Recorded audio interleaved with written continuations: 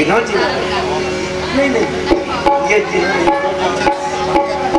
पंकज जी, हमारे आचार्य पंकज जी ने, ध्यान से सुनो एक बात, हमारे आचार्य पंकज जी ने हमारे सिर पर ये टोपी लगा दी। ये माला नहीं, माल पहना दिया, माल के साथ माला माल कर दिया। लेकिन मैं एक बात ध्यान से सुनना, अभी ये अधूरा है। इसी कथा में मैं इसका रहस्य बताऊंगा कि अधूरा क्यों है और इसकी पूर्णता कैसे होगी। आपने ये पगड़ी पहनाकर और ये माल का माला पहनाकर आपने एक संकल्प दे दिया मुझे, और वो संकल्प आपको पूरा करना है। इसकी बात मैं 1-2 दिन के बाद बताऊंगा कथा में। ये संकल्प क्या है, हमारे आचार्य जी पंकज जी ने अकेले अपने नहीं, इस पूरे क्षेत्र, इस पूरे ग्राम की तरफ से एक संकल्प दे दिया है। उनको खुद पता नहीं है कि उन्होंने कितना बड़ा अपना हाथ फंसा लिया है। अब वो हाथ फंसाने के बाद हाथ कैसे छूटेगा। ये पगड़ी यहाँ की नहीं थी, और ये पगड़ी कहाँ तक जाएगी, कैसे जाएगी, किस रूप में जाएगी, ये अब आप जानो। इसका रहस्य मैं इसके 2 दिन के बाद कथा में बताऊंगा। और बड़े भाग्य की बात है, ये पगड़ी इस सिर पर आकर के मानो कहां तक पहुंचना है, ये बड़े भाग्य की बात है। आप सब लोग केवल कथा में आते रहे, इसका रहस्य मैं बताऊंगा। हमारे आचार्य पंकज जी को भी नहीं पता और भी किसी को भी नहीं पता, लेकिन राम जी ने मुझे धीरे से चुपचाप कान में बता दिया है कि ये पगड़ी क्यों पहनाई गई है और इस क्षेत्र के वासी मानो क्या चाहते हैं सभी लोग। इसका रहस्य राम जी जो मेरे कान में चुपचाप बता रहे हैं, उसका रहस्य मैं 2 दिन की कथा के बाद बताऊंगा। आइए, कल कथा चल रही थी, राम जी का यहाँ संसार में धराधाम में आगमन क्यों होता है। पार्वती जी ने प्रश्न किया था भगवान भोलेनाथ से, प्रथम सुकारन कहूं विचारी,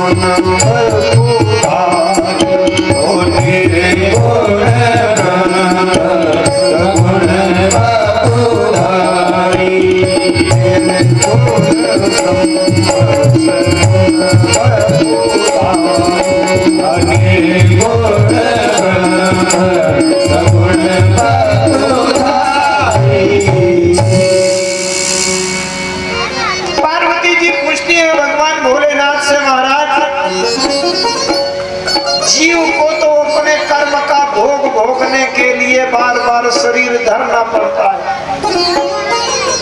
कभी मनुष्य का तो कभी कीट पतंगों का, कभी पशु पक्षियों का। लेकिन जिसको ऊपर कोई कर्म का बंधन नहीं, जिसको कोई व्यवस्था नहीं, जो किसी के शासन के भीतर नहीं, वो परमात्मा शरीर क्यों धरे। अच्छा, शरीर धरना अच्छी बात है क्या। राम जी शरीर धारण करके इस धराधाम में आए तो कोई उनको लाभ मिला क्या। बेचारे बन बन भटकते रहे, रोते हुए, हा सीता हा सीता, क्या। लेकिन एक बात बात बताइए,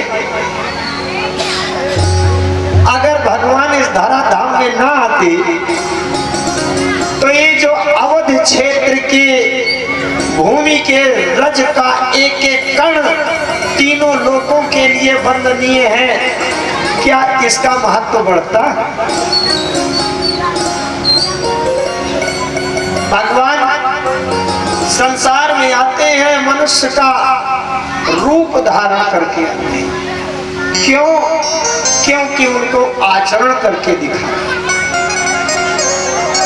अच्छा, आचरण मनुष्य के लिए संसार में विविध प्रकार के दायित्व हैं, धर्मों का निर्वाह करना। मनुष्य जब जन्म लेता है तो उनका कोई न कोई माता पिता होता है, कोई न कोई भाई होता है, ग्राम के वासी होते हैं, कोई न कोई उनका मित्र होता है, गुरु होता है, पड़ोसी होता है। राम जी कहते हैं यति प्रिय मोहि यहाँ के वासी,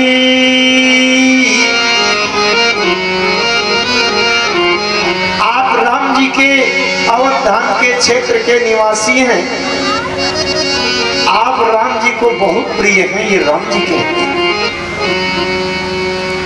ये राम जी का स्वभाव है। राम जी ये बताना चाह रहे हैं संसार में आकर के कि स्वभाव कैसा होना चाहिए।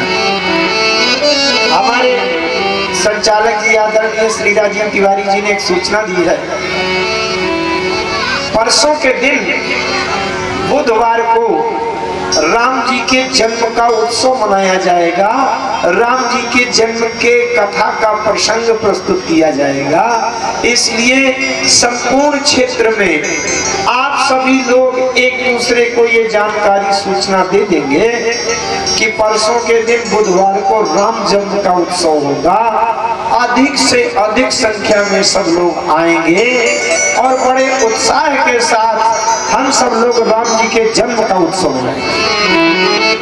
राम जी का जन्म होता है, अवतार होता है और प्राकट्य होता है। राम जी का जन्म किसके लिए होता है, अवतार किसके लिए होता है और प्रकट किसके लिए होता है? अवतार शब्द का अर्थ होता है अव माने नीचे, तार माने उतरना। इसका मतलब जैसे एक व्यक्ति छत के मंजिल के ऊपर दिखाई पड़े और आप नीचे धरती पर खड़े हैं, आप बात कर रहे हैं और 2 मिनट के बाद वही व्यक्ति छत के मंजिल के बजाय यहाँ धरती में नीचे आकर के दिखाई पड़ जाए तो आप कहेंगे कि अभी 10 मिनट पहले ये छत के ऊपर चढ़े थे, अब यही नीचे उतर आए हैं। नीचे उतरने को कहते हैं अवतार। अव माने नीचे, तार माने उतर। जिनको भगवान पहले ऊपर आभासित हुए हैं और बाद में वो नीचे आकर के मिल जाए तो उसके लिए मानव भगवान का अवतार होता है। हरि अवतार हे तुझे ही होई, इद में थम कही जाए। हरि अवतार हे तुझे ही होई, इद में थम कही जाए न सोई। हरि अवतार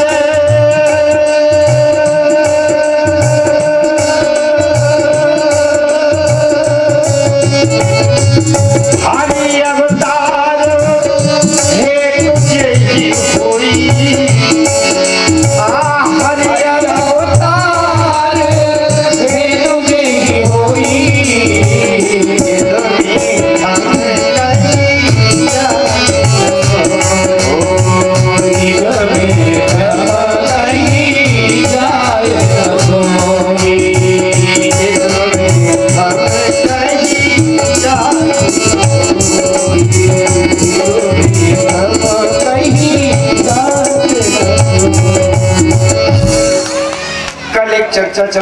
थी, उसी में थोड़ी विचार करें, अवतार का पता चलेगा। जब रावण के अत्याचार से पृथ्वी पीड़ित थी, ऋषि मुनि साधु संत और पृथ्वी ने गाय का रूप बना करके समूह में जाकर के ब्रह्मा जी से कहा, ब्रह्मा जी ने कहा, पृथ्वी मैं विनाशी हूं, विनाशी को डर लगता है, इसलिए तुम अविनाशी की प्रार्थना करो। अब वो देवता विचार करने लगे कि अविनाशी मिलेगा कहाँ। बैठे सुर सब करही विचारा, कहाँ पाइए प्रभु करिए पुकारा।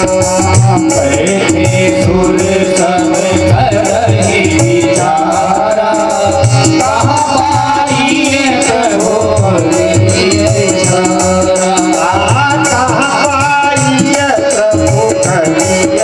कहाँ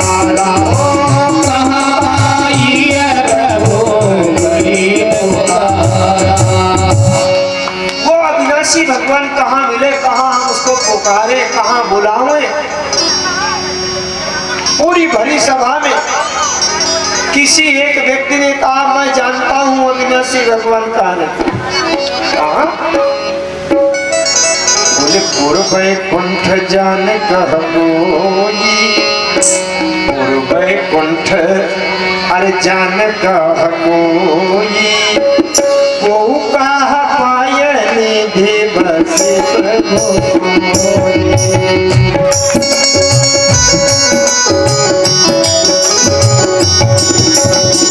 को कहा पाए निधि बस प्रभु कोई। को कहा पाए निधि बस प्रभु कोई।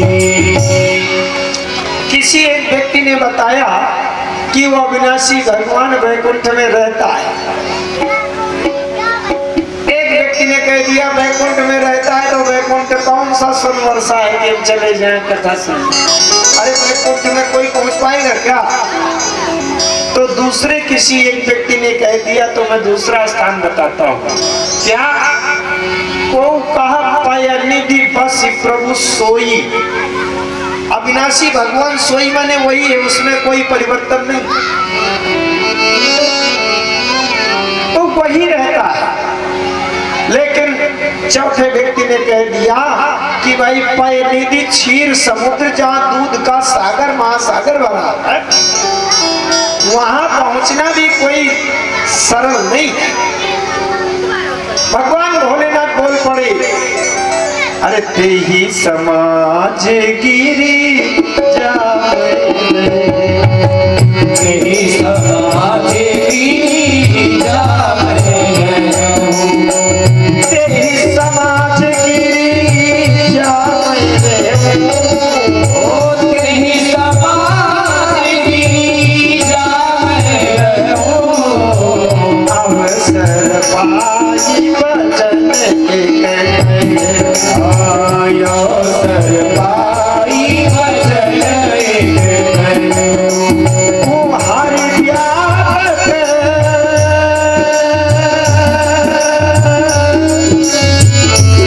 हरि व्यापक सर्वत्र समाना, हरि व्यापक सर्वत्र समाना। प्रेम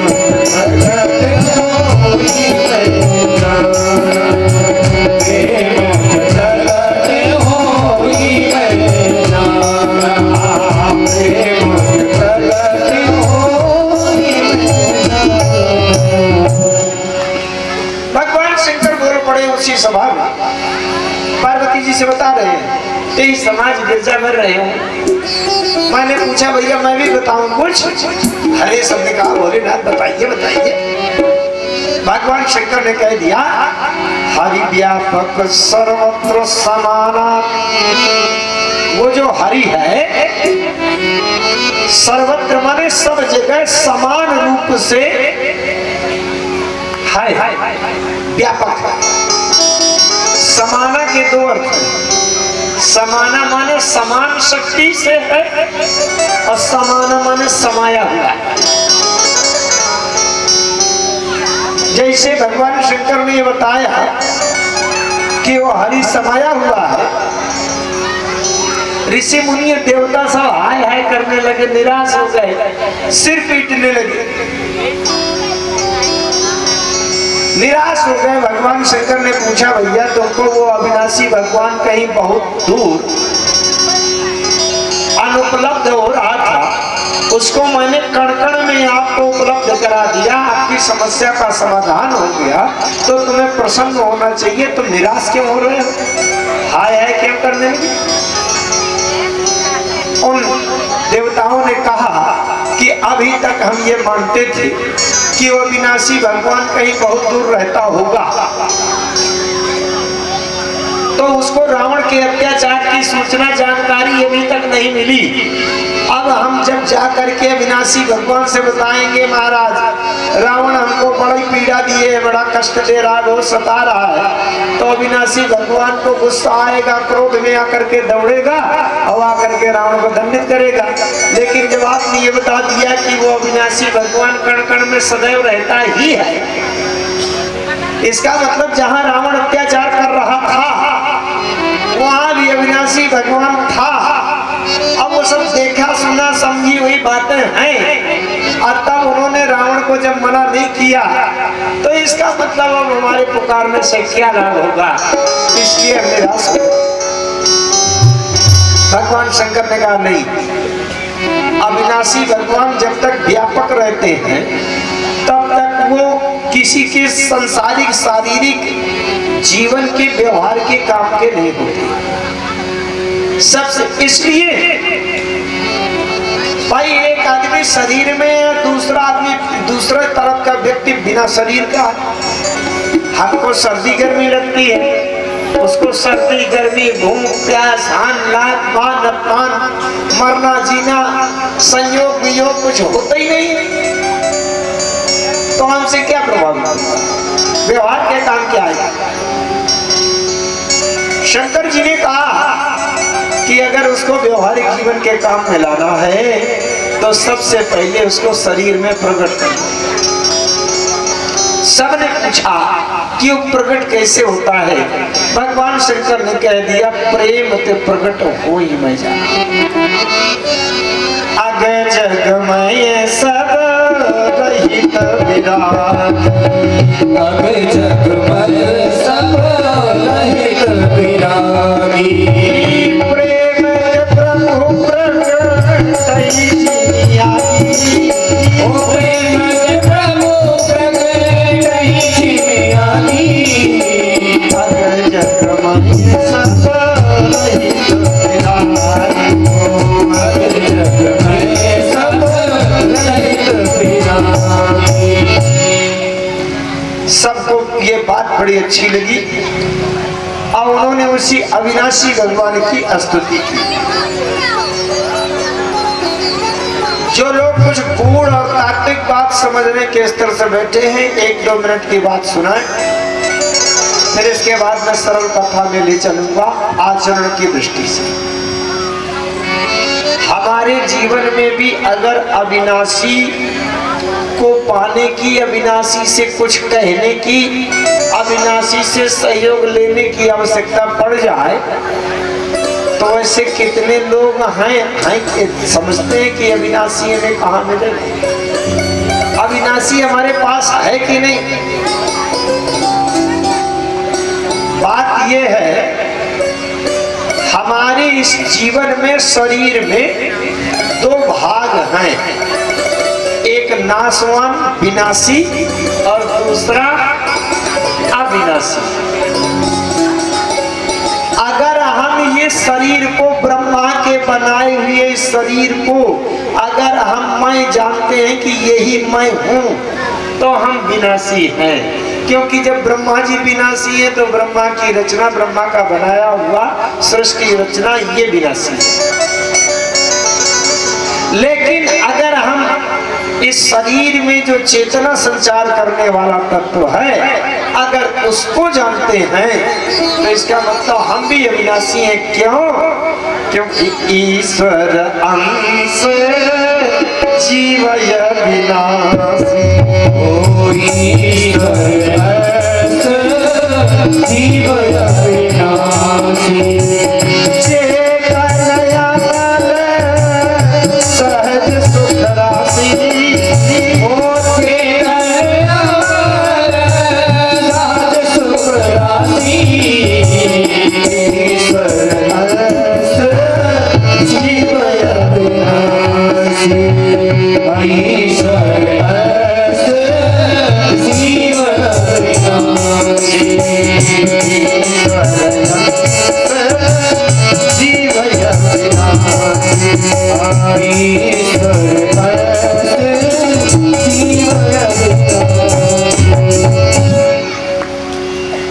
तो इस प्रकार से हम ये तात्विक ज्ञान थोड़ा थोड़ा लेते चले। मैं अवतार की बात बता रहा था, तब ऋषि मुनि साधु संत देवताओं ने मिलकर के उस अविनाशी भगवान की स्तुति किया, जिसकी चर्चा कुछ कल आंशिक रूप से हुई। आकाशवाणी हुई कि जनी डर मुनि से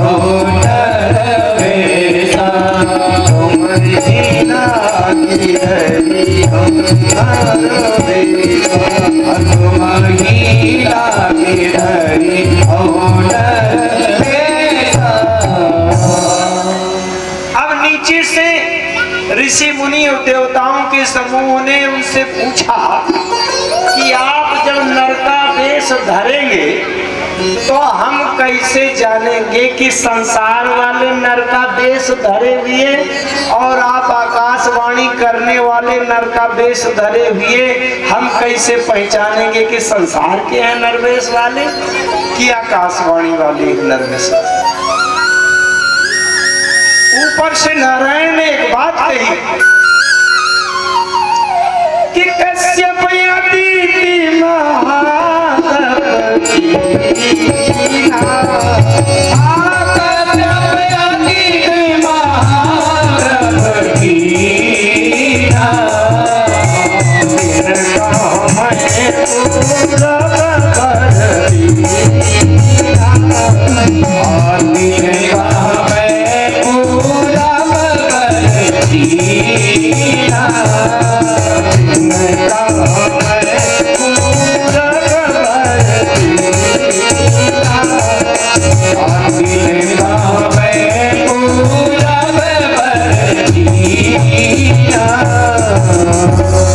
महर्षि कश्यप और अदिति ने पहले ही तप किया था, उनको मैं पहले से वचन वरदान दिए पड़ा हूं, इसलिए उनके यहाँ मुझे पुत्र होना है। लेकिन वो कब? बोले तेरे दशरथ कौशल्या रूपा,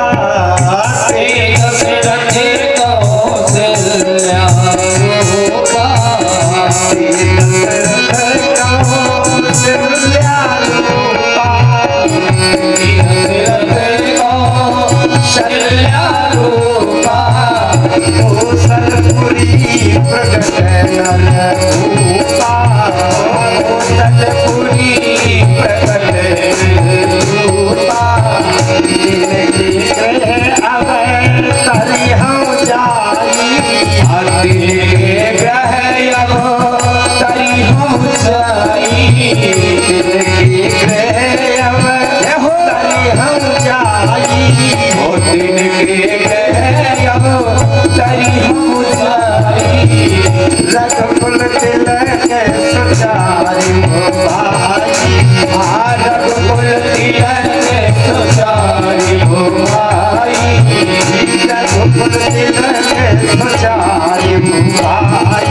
रघुकुल तिलक सुधारो भाई।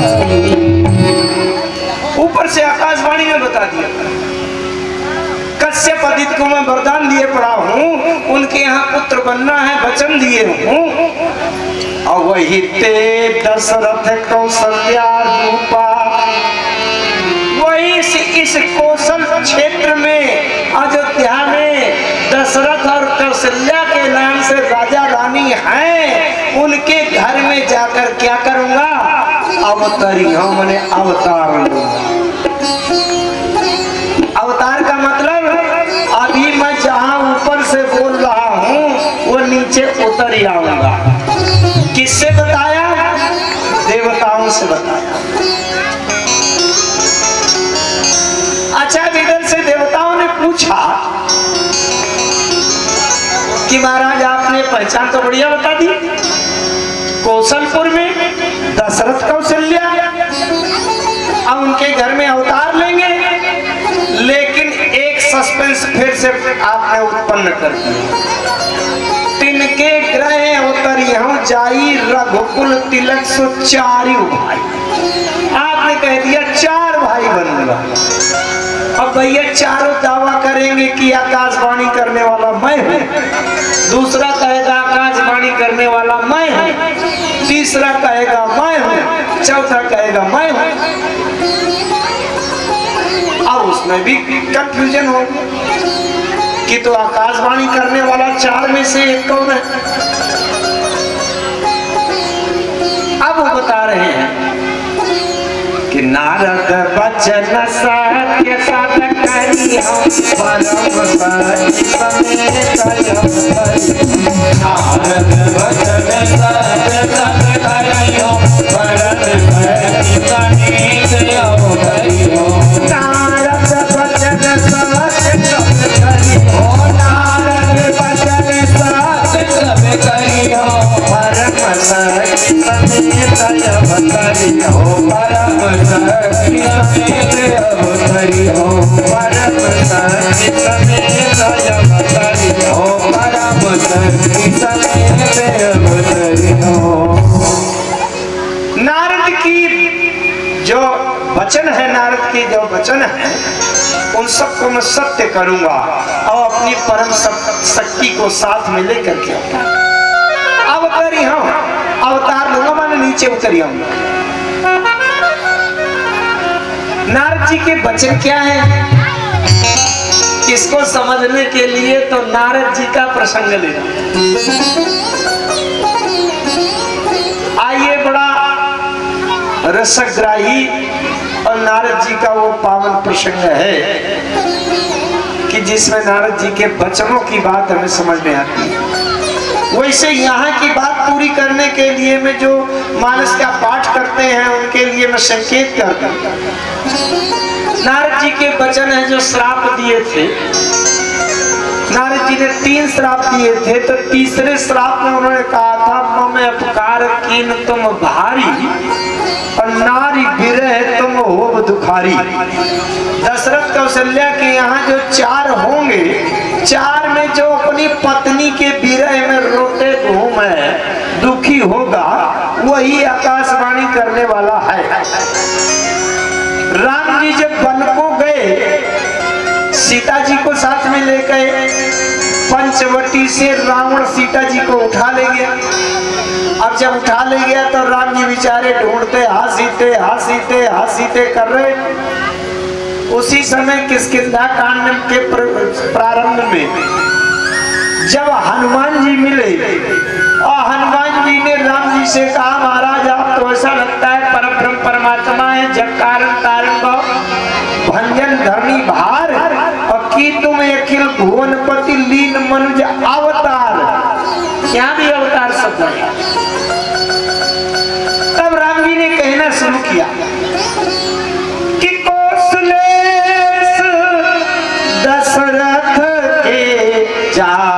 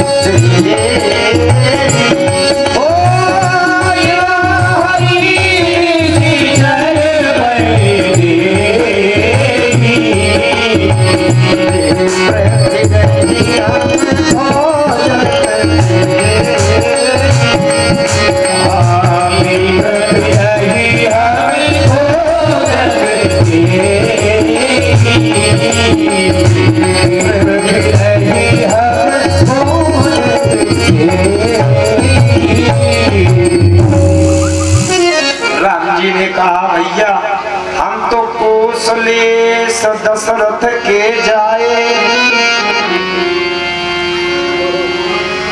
अच्छा, हनुमान जी जो है यहाँ भगवान शंकर के रुद्रावतार है। शंकर जी वहां थे, तेज समाज गिरजा में रहे और वही हनुमान जी बने।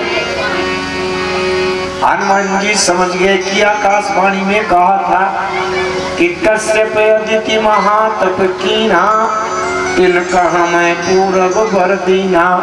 ते दशरथ कौशल्या रूपा, कौशलपुरी प्रकट नर भूपा। जब राम जी ने कहा कौशलेश दशरथ के जाए, अरे हनुमान जी पे ध्यान आ गया भैया, ये आकाशवाणी में कहा था कौशलपुरी प्रकट नर भूपा, दशरथ कौशल्या, ये वही है जिन्होंने आकाशवाणी किया था, वही है। अब ये भर पता चल जाए कि अपनी नारी के विरह में दुखी होने वाला कौन है। वो चार भाइयों में से है ये कोई कि नहीं। जब राम जी ने अगली पंक्ति कही, नाम राम लक्ष्मण दो भाई, असंग नारी सुकुमारी सुहाई। संग में नारी सुकुमारी सुहाई, इसका मतलब मेरी नारी थी, मेरी। अब मेरी नारी को यहाँ हरि निश्चर बैठे ही, यहाँ किसी ने मेरी नारी बैठे ही क्या हरण कर लिया है। हम आस बात रोते घूम रहे हैं। अरे हनुमान जी समझ गए ये आकाशवाणी करने वाला वही है, वही है, वही है। इसलिए हनुमान जी ने एकदम चरण पकड़ लिए कि प्रभु पहचानी पर ओ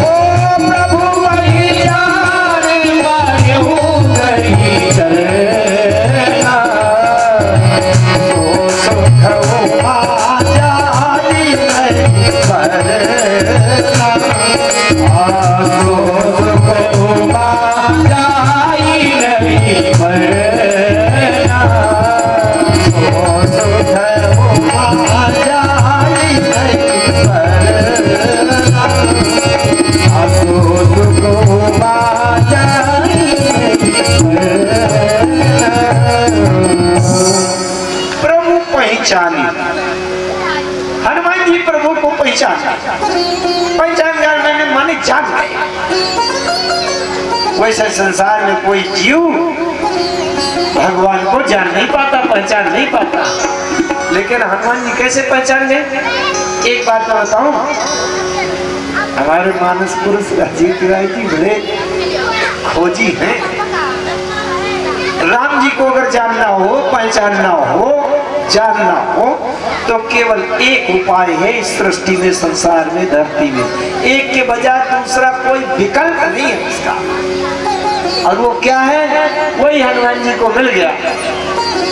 जब हनुमान जी ने पूछा तो राम जी ने कह दिया, आपन चरित कहा हम गाई, आपन चरित कहा हम गाई, आपन चरित कहा हम गाई, आपन चरित कहा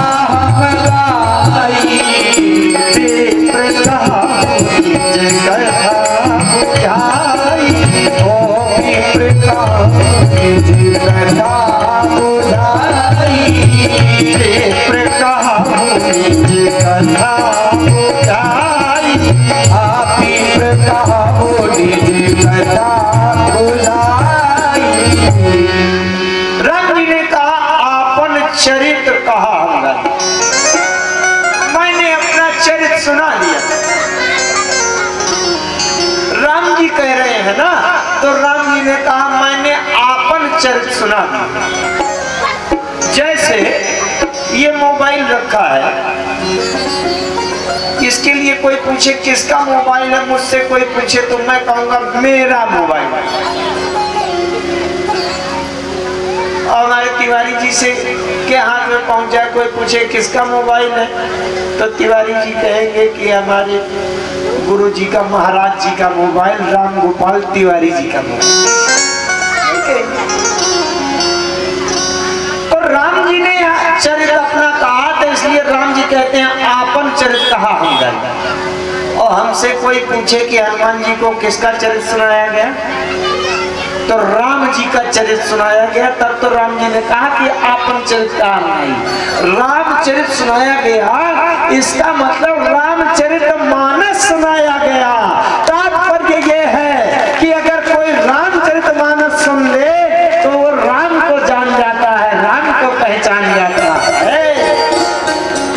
तात्पर्य ये है कि राम कथा सुनकर ही राम को पहचानने की दृष्टि प्राप्त होती है।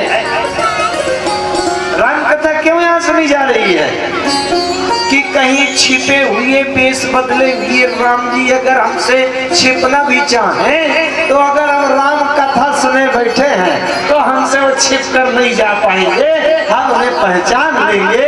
इसके लिए राम कथा सुनी जाए। जो लोग मानस को पढ़ते हैं ठीक से, उनके लिए बताऊं कि सती जी के सामने राम जी थे। शंकर जी समझा भी रहे थे कि यही राम जी हैं। सती जी कह रही थी कि ये तो कोई पागल आदमी है। सती जी राम जी को देख रही थी, राम जी को पहचान नहीं पा रही।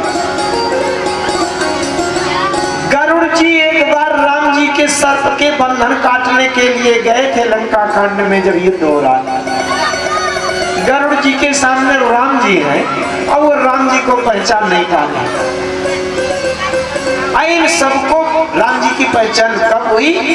जब सती जी का एक जन्म पूरा हो गया, शरीर बदल गया, दूसरा जन्म पार्वती का हुआ और वो भगवान शंकर भोलेनाथ के सामने बैठ करके राम कथा उन्होंने सुनी। इसी प्रकार से पक्षियों के राजा पक्षीराज गरुड़ जब जा करके नील सहल पर पहुंचे और एक कौवा के सामने चरणों में माथा रखकर हाथ जोड़कर कहा, अब प्रभु चरित्र सुनाओ, मुझे राम कथा सुना दीजिए। और जब राम कथा सुन लिया तब सबने स्वीकार किया कि राम स्वरूप जानी मोहि परे।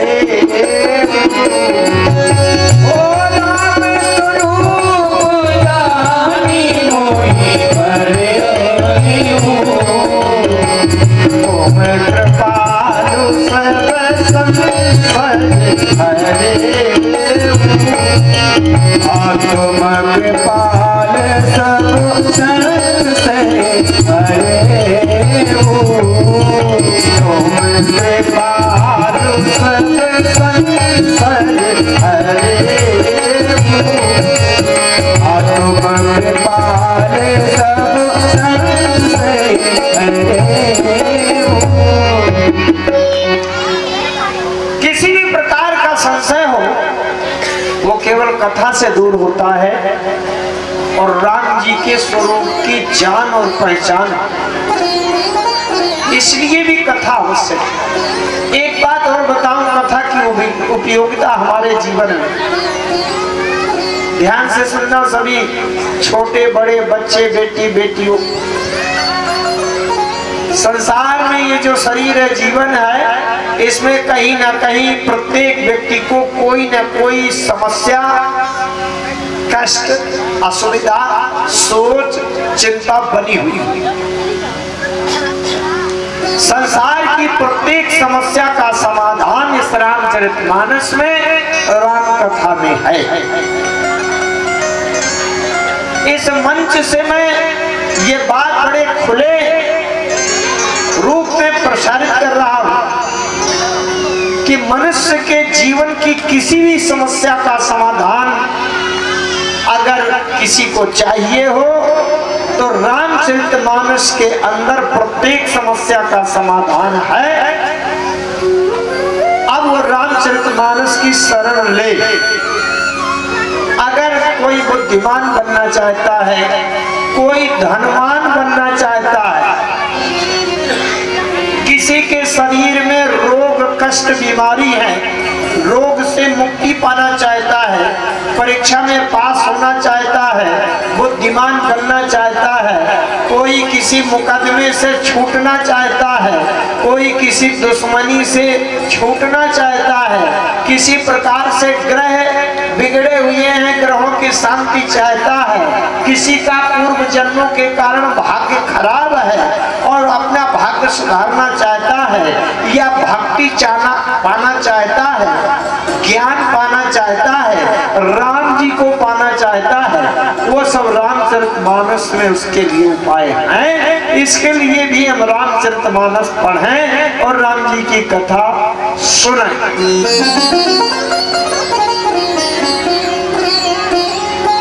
आइए वो बात मैंने जो कही थी प्रारंभ में कि 3 दिन का एक प्रयोग है, ध्यान से सुनो।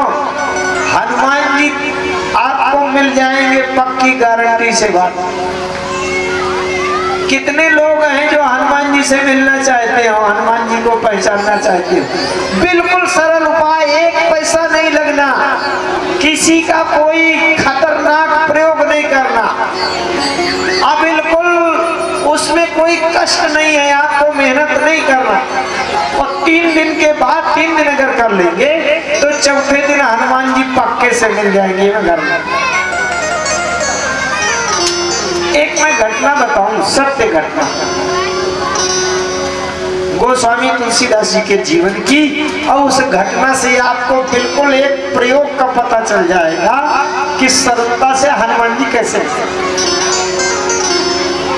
आप लोगों ने गोस्वामी तुलसीदास जी की जीवनी में पढ़ी होगी, रामचरितमानस में प्रकाश है।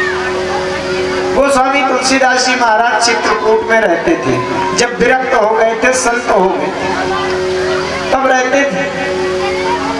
और वो शौच के लिए सुबह सुबह जाते थे, लोटा में पानी लेकर जाते थे। शौच करने के बाद जो पानी बचे उसको एक बेर के पेड़ की जड़ में डाल देते। बेर में कांटेदार वृक्ष में प्रेत रहता है और प्रेत सदैव अशुद्ध जल पीता है और अशुद्ध भोजन करता है। शुद्धता पवित्रता में प्रेत नहीं आ सकता। तो जो शौच से पानी बचता था बेर के पेड़ में डाल देते थे, जड़ में। 12 साल तक ऐसा रोज करते रहे। रोज प्रेत को पानी पीने को मिलता रहा, पीने को मिलता रहा। 12 साल कोई कार्य करने पर वो सिद्ध हो जाता है। 12 साल के बाद एक प्रेत बेर के पेड़ से निकल कर खड़ा हो गया। गोस्वामी तुलसीदास जी से कहा कि तुमने मुझे खूब 12 साल से जल पिलाया, मैं तुम्हारे ऊपर प्रसन्न हूँ, ये बताओ मैं तुमको क्या दे दूं? बोलो। तुलसीदास जी ने कहा अगर आप प्रसन्न हैं, दे सकते हैं, तो आप ऐसा करिए कि मुझे राम जी से मिला दीजिए। प्रेत ने कहा भैया राम जी से मिलाने की अगर मुझ में क्षमता होती तो मैं खुद ही मिल जाता, राम जी ने कहे के लिए बेर के पेड़ में पड़ा रहता। तो गोस्वामी जी ने कहा फिर क्या कर सकते हो? बोले एक काम कर सकता हूं। क्या? बोले जो लोग जिससे डरते हैं, दुश्मनी है और उन्हें डर लगता है कि मेरा दुश्मन गोली चला के मार न डाले, तो वो अपने दुश्मन का पता सदैव लगाए रहता है, दुश्मन के बारे में जानकारी रखता है। प्रेत ने कहा कि हम हनुमान जी से बहुत डरते हैं, इसलिए हम हनुमान जी को सदैव देखे रहते हैं कि ये कहाँ है, कहाँ बैठा है, क्या कर रहा है, उनसे बहुत दूर रहते हैं। तो हम हनुमान जी को पहचानते हैं अच्छी तरह से और हनुमान जी से तुम्हें मिला सकते हैं। हरि गोस्वामी जी ने कहा तो हनुमान जी से मिला। तो प्रेत ने बताया कि चित्रकूट के कामदगिरी की पर्वत की जहाँ परिक्रमा शुरू होती है, वहाँ का जो प्रमुख द्वार है, वहाँ पर रोज राम कथा हुआ करती है और राम कथा में हनुमान जी जरूर आती है। अब ये पहचानना है कि हनुमान जी है कौन। उस प्रेत ने पहचान बता दिया। ध्यान से सुनना, 3 दिन आप भी कर लोगे, हनुमान जी मिल जाएंगे। प्रेत ने बताया कि जो कथा शुरू होने में जो सबसे पहले आकर के बैठ जाता हो, अब कथा पूरी हो जाए, आरती प्रसाद बट जाए, सब लोग जाने लगे, चले जाएं, और जो सबसे बाद में उठकर जाता हो, समझ लेना, चाहे वो जो भी रूप बनाए हो, चाहे जैसा हो, महिला कुचैला हो, अच्छा हो, बुरा हो, टेढ़ा हो, सीधा हो, वो ये हनुमान जी है। और 3 दिन देख लेना, 3 दिन में पक्का मिल जाएंगे, और 3 दिन पहचान लेना, तो चौथे दिन तुम पकड़ लेना हनुमान जी वही है।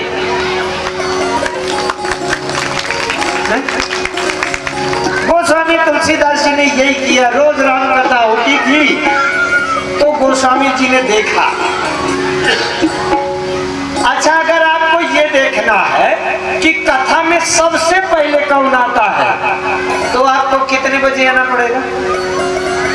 कितने बजे? अरे अगर 8 बजे आप आए और 50 आदमी पहले से बैठे हैं, तो आप कैसे जान पाएंगे कि सबसे पहले कौन आया? तो जिसको ये देखना है कि सबसे पहले कथा में कौन आया था, उसे 5 बजे कथा में आना पड़ेगा। ठीक है? आज जो लोग 8:30 बजे उठकर चले जाएंगे कि अब इनकी कथा तो चलती ही रहेगी, कहां तक बैठे, तो उसे ये पता कैसे चलेगा कि सबसे बाद में कौन जाता है? इसलिए उसे अंत तक बैठना पड़ेगा। गोस्वामी तुलसीदास जी ने 3 दिन तक देखा। जब कथा शुरू होती है तो शुरू होने में सबसे पहले एक बुढ़ा व्यक्ति आता है, जिसके पूरे शरीर में मक्खी भिनक रही है, सड़न गलन पैदा है, घाव है, मवाद बह रही है और कुष्ठ रोग है। वो आकर के किनारे एक खम्भे से टिककर चुपचाप बैठ जाता है। और जब सब पूरी कथा हो जाती है, आरती प्रसाद हो गया, और सब लोग जब वापस चले जाते हैं, तो सबसे अंत में बेचारा उठता है, धीरे धीरे जाता है। 3 दिन तुलसीदास जी महाराज ने देखा कि ये बुढ़ा सड़ा गला, जिसके मवाद, पीप, फोड़ा, फुंसी, मक्खी भिनक रही है, गंदे मैले कुचैले कपड़े पहने हैं, और किनारे बैठ जाता है। लेकिन 3 दिन जब देख लिया तुलसीदास जी महाराज ने, तो जब वो जाने लगा, गोस्वामी जी ने उसके पैर पकड़ लिए। अरे उसने कहा, भैया तुम मुझे क्यों छुड़ाए? देखो तो कितना सड़ा सा हुआ, कुष्ठ है, मवाद है, पीत है। गोस्वामी जी ने कहा, महाराज चाहे जो कुछ हो, आप हनुमान जी हो, मैं छोड़ने वाला नहीं हूँ। गोस्वामी तुलसीदास जी ने पैर पकड़ लिए और हनुमान जी प्रकट हो गए, और हनुमान जी ने गोस्वामी जी को राम जी से मिला। भैया हनुमान जी को अगर पहचानना है ना, तुम्हें 10 रुपया लगेगा, पैसा बिल्कुल खर्च नहीं होगा, कोई खतरा नहीं होगा, कोई मेहनत का काम नहीं है। लेकिन कथा शुरू होने के समय सबसे पहले आना पड़ेगा। तो क्या हनुमान जी को पहचानने के लिए समय से आ नहीं सकते आप? और जब कथा पूरी हो जाए उसके बाद जाना पड़ेगा। तो क्या, अरे 5-6 दिन 7 दिन की कथा है, तो क्या 4-6 दिन ये काम अपने आगे पीछे करके कथा पूरी सुन के नहीं जा सकते? अगर हनुमान जी को पकड़ना है, पहचानना है, तो ये प्रयोग कल से ही कर दीजिए। कितने लोग ये प्रयोग करेंगे कल से? अभी तो कह रहे थे हनुमान जी को, हम सब लोग हाथ उठा रहे थे, हमें मिल जाए, हमें मिल जाए, हमें मिल जाए। और अगर समय से आ भी नहीं सकते तो हनुमान जी कैसे आपके घर आएंगे? क्या उठाने के लिए कि चलो भैया मैं आ गया? समय से आवे तो पता चलेगा। आइए मैं एक प्रसंग लेता हूं, बहुत बढ़िया। नारद जी, पार्वती जी ने जब भगवान शंकर से पूछा राम जी का अवतार क्यों? शरीर क्यों थकते हैं? भगवान शंकर ने कहा, नारद श्राप दीन एक बारा, एक कलप ते ही लगी अवतारा। नारद श्राप दीन एक बारा, एक कलप ते ही अवतारा। गिरजा चकित भई तुमी बारी, ओ गिरजा चकित भई सुन बारी। नारद भजन भूमि ज्ञानी, नारद विष्णु भजन भूमि ज्ञानी। कायम रात रमापति कीना, कायम रात रमापति कीना। कारण कवन श्राप मुनि, कारण कवन श्राप मुनि दीना।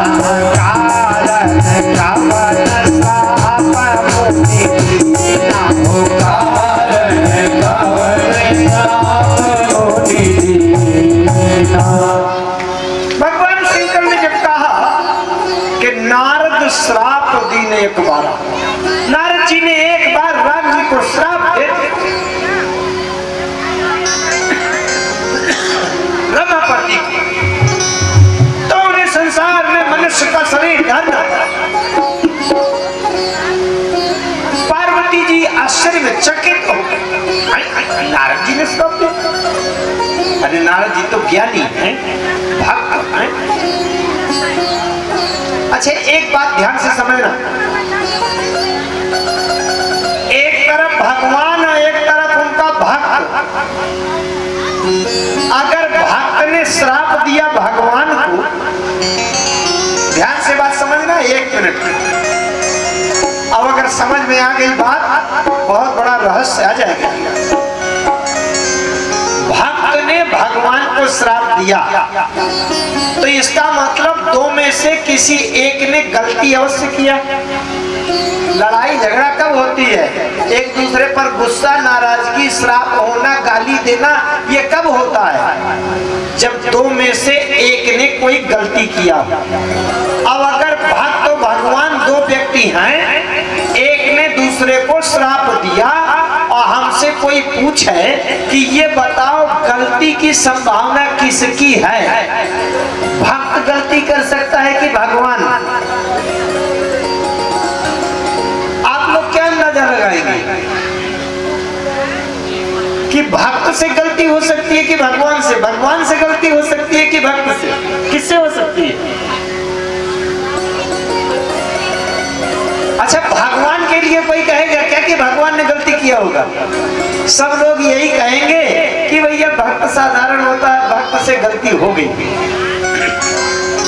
तो पार्वती जी को ये पूछना चाहिए था शंकर जी से कि नारद ने कौन सी गलती कर दिया कि श्राप दे दिया, लेकिन पार्वती जी ने ये नहीं पूछा कि नारद जी ने क्या अपराध किया। पार्वती जी ने क्या प्रश्न किया कि कारण कवन श्राप मुनि दीना, काय अपराध रमापति कीना।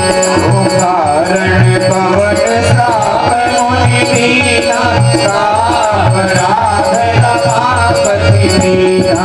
काय अपराध रमापति कीना, काय अपराध रमापति कीना। पार्वती जी ये क्यों कह रही है कि का अपराध रमापति कीना? विष्णु भगवान ने कौन सा अपराध? जरूर कोई अपराध किया होगा विष्णु भगवान ने, तभी नारद जी ने श्राप दिया होगा। इसका मतलब हम लोग तो भी अंदाजा लगा रहे थे कि अगर गलती की संभावना होगी तो भगवान में गलती की संभावना नहीं हो सकती। भक्त से चाहे गलती अपराध हो